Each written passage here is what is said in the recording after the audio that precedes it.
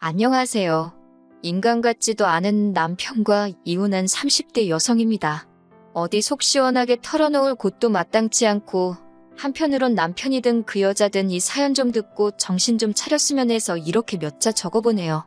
왕년에 고생 한번 안 하는 사람 없다지만 제 인생도 참 박복합니다.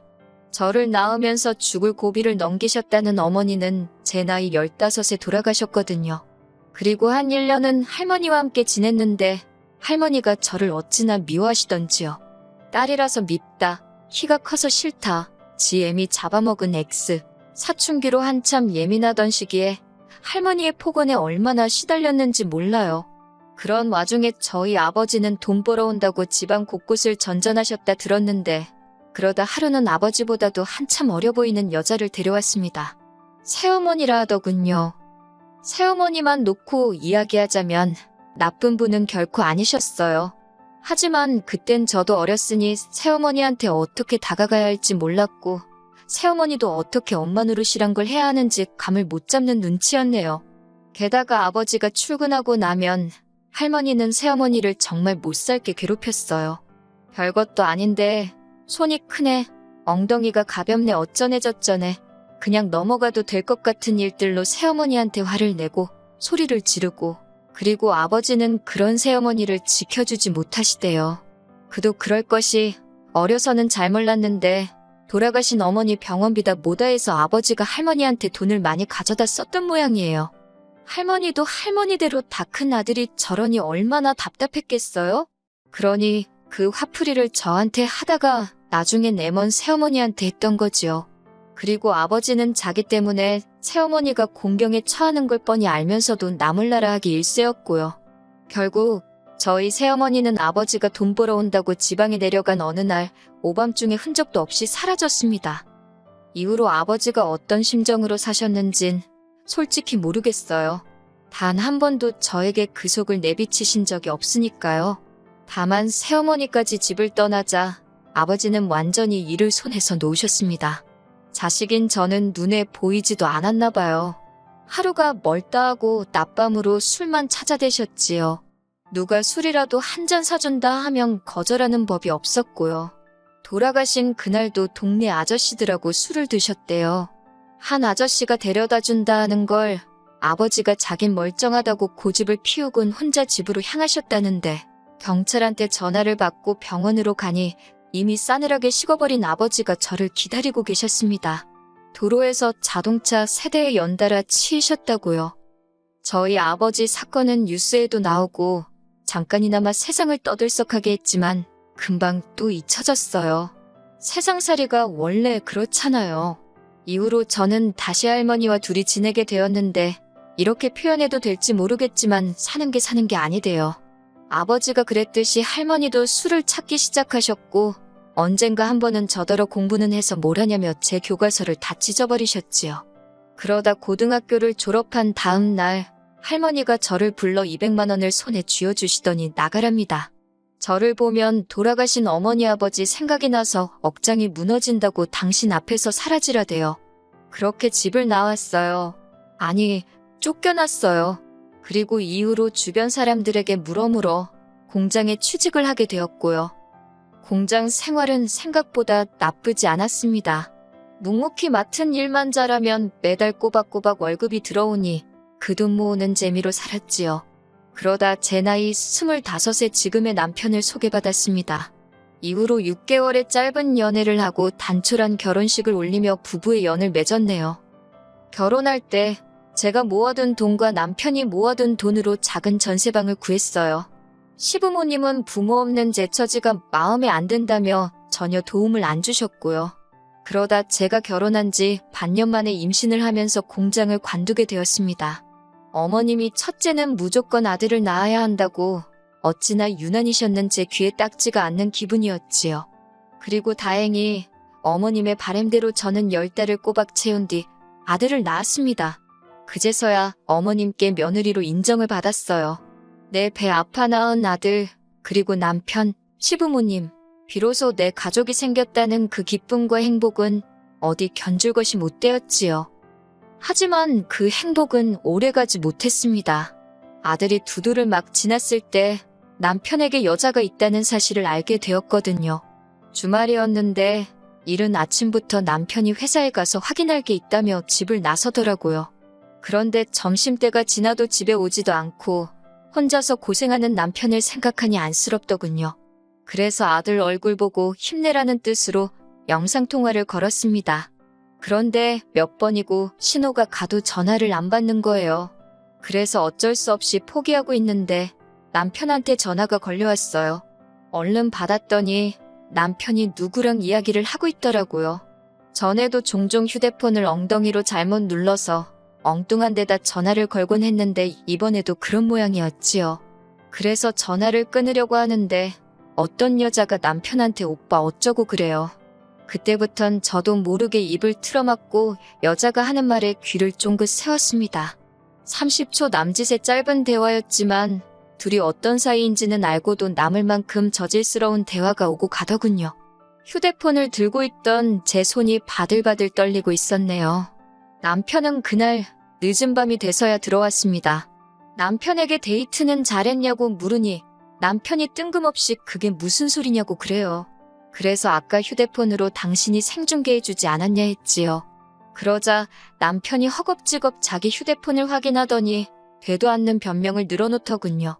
영업하느라 만난 거라나 어쩐다나 영업을 몸으로 삶아떼고 하냐고 쏘아붙이니 저더러 하는 말이 집구석에 있는 제가 뭘 알겠냐입니다. 그러면서 저더러 거울 좀 보래요.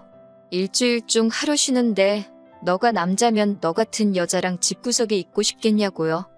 비참하고 화도 나고 더 속상한 건 이럴 때 전화할 친정도 친구도 없다는 사실이었어요. 그런데 누구한테라도 이야기를 하지 않으면 속이 까맣게 타들어갈 것 같더라고요. 그래서 고민 끝에 같이 공장에서 일하던 언니한테 전화를 걸었습니다. 언니가 제 이야기를 듣더니 잘 살고 있는 줄 알았는데 이게 웬일이냐며 그래도 이혼은 하지 말라대요.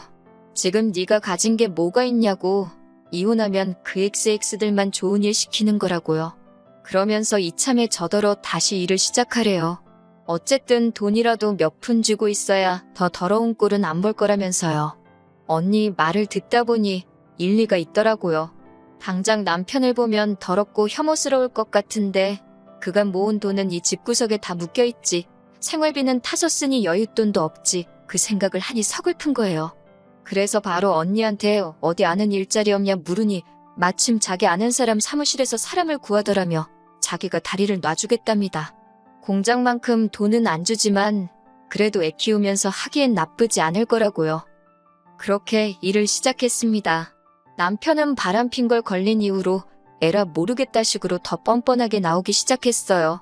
제가 일을 한다고 하니 저 같은 애를 누가 써주냐면서 아주 무시를 하더군요. 너무 모욕적이었지만 정말 갈 곳이 없어서 기댈 곳이 없어서 이를 악물고 그 수모를 견뎠습니다. 아이는 어머님이 맡아주신다 하셔서 거기다 맡겼고 저는 회사 일을 시작했어요.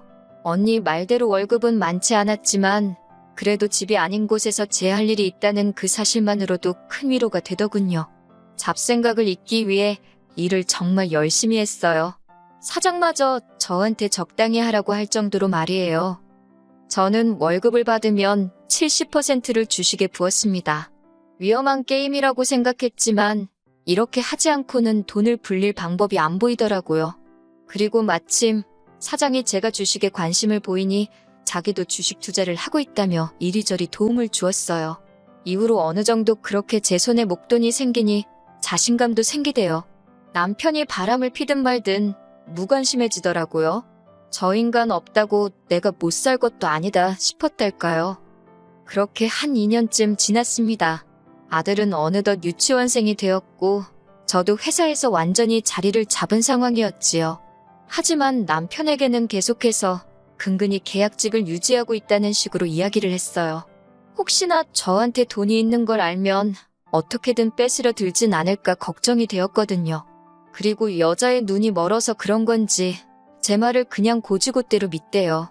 아니, 어쩌면 그냥 관심이 없었던 걸 수도 있고요. 솔직히 말하자면 가정은 지키고 싶었어요. 남편이 미워서 정말 죽기를 바란 적도 있었지만 그래도 아들을 위해서 이혼만은 안 하고 싶었지요. 어머님 아버님과는 원만하게 지내고 있었으니 남편만 제자리를 찾으면 될 것 같았거든요. 그래서 내가 좀 잘해볼까, 그러면 저 사람 마음이 돌아올까, 그런 바보 같은 생각도 몇 번을 했었고요. 하지만 결국 저희 아들의 초등학교 입학을 앞두고 남편이 저한테 이혼하자고 하대요. 이대로는 더 못 살겠다고. 그리고 그 여자가 임신을 했답니다. 저더러 그 애를 키워줄 거 아니면 이제 그만 자기를 놔달래요. 그런 소리까지 들은 마당에 껍데기만 잡고 살면 뭐하나 싶대요. 그래서 그러자 했어요. 그리고는 남편더러 대신 이 전세집 보증금은 전부 내가 갚겠다. 아들은 데려가라 했습니다. 변명같이 들리겠지만 저 혼자서 아들을 잘 키울 자신이 없었거든요. 그나마 어머님 아버님도 손자인 아들한테는 껌뻑 죽고 남편도 아들한테는 자상하고 좋은 아빠였으니 엄마인 저랑 단둘이 있는 것보단 낫겠다 싶어서 내린 결정이었네요. 재산이고 양육권이고 변호사 선임해서 깔끔하게 처리하면서 이혼하니까 3달도 채 안 걸리더라고요. 3달 동안 남편은 보란듯이 그 여자 집에 가 있었고 저는 평소와 다름없이 생활했습니다. 서운했던 건 어머님 아버님이 저희가 이혼하기로 했다는 이야기를 들으시곤 저더러 좀 참지 그랬냐면서 제 탓을 하셨다는 거예요. 말이라도 아들 그렇게 키워서 미안하다, 그런 소린 안 하시더군요. 남자가 원래 한두 번 정도는 한눈을 팔고 그럴 수도 있는 거라고, 내버려두면 알아서 제자리를 찾는데 제가 일을 크게 만든 거래요.